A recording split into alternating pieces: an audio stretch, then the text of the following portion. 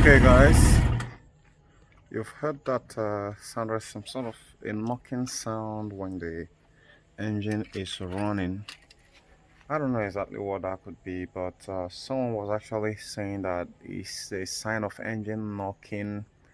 Could be a con rod, connecting rod, and the bearings. Maybe they have a clearance.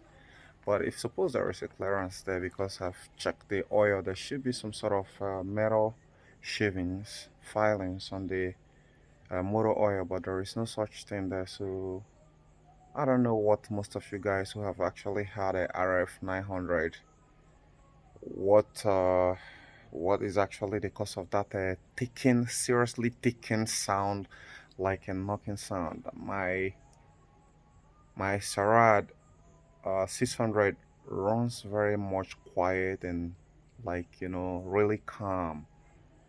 So any suggestions? Most of the times some of the result I got from the forum is not helpful. There are issues I've had on bike before, and I tried to ask people through the online forum, and their answer was not really helpful. When I mean not helpful, I mean it didn't solve the problem. So uh catch you later.